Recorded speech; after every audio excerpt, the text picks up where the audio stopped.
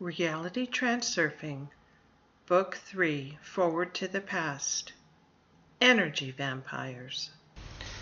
We are all swimming in an ocean of energy, but it is not that easy to obtain that energy, as it is not differentially distributed in regards to human beings.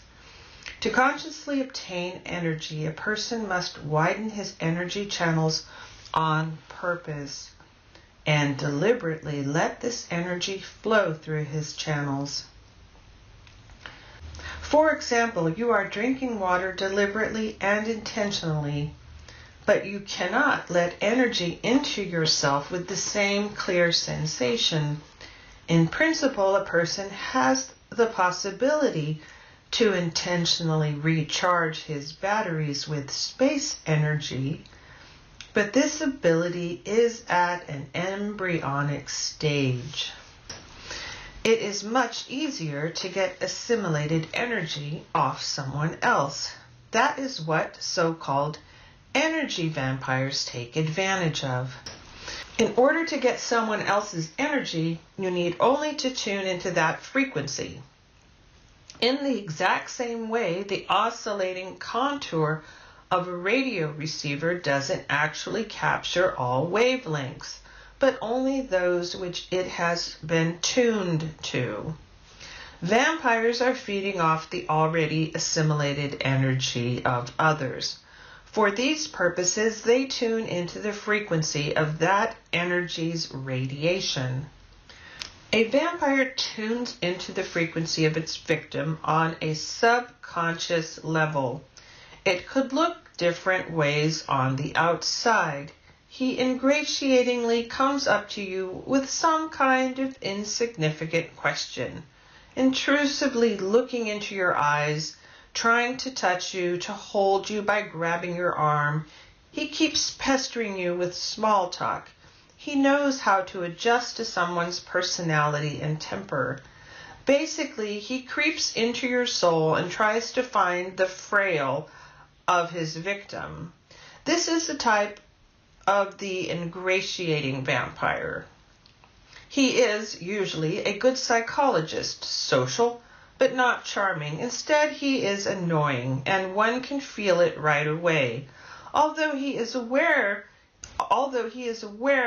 that he is being importunate and tries not to come off as such wherever possible.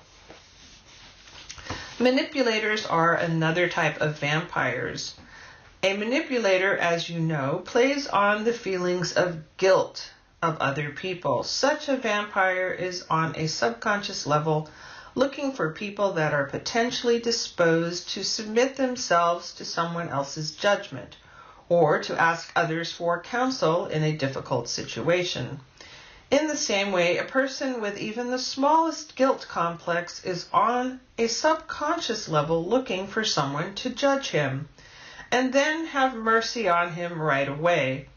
The people that need support and advice are the ones that have doubt in their convictions and submit themselves to someone else's judgment. Thus, the vampire and his victim find each other, and each gets what he or she needs. The manipulator has no hard time tuning into the frequencies of his victim. The mechanism behind this is very simple.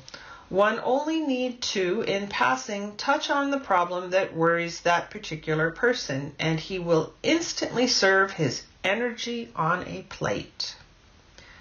The third type of energy vampire is the most crude and aggressive one. It is the provoker. A person like that immediately and without thinking too much launches a direct attack and tries to get his victim out of balance. You already have a pretty good idea about how provokers work. All possible means are used here, starting with unapparent harassment and ending with rude extortion. The main thing is to make the donor lose his temper.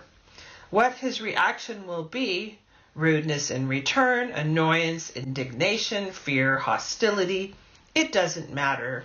Everything will do.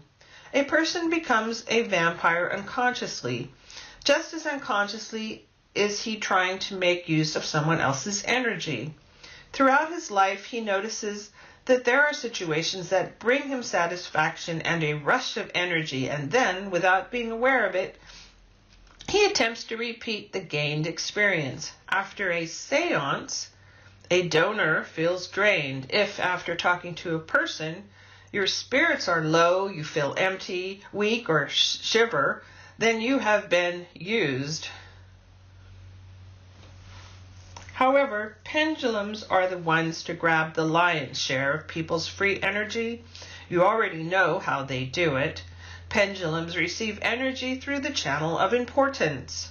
Unlike a vampire who acts for a short time, a pendulum could keep drawing energy forever, while the person is transmitting his radiation on the frequency of the pendulum.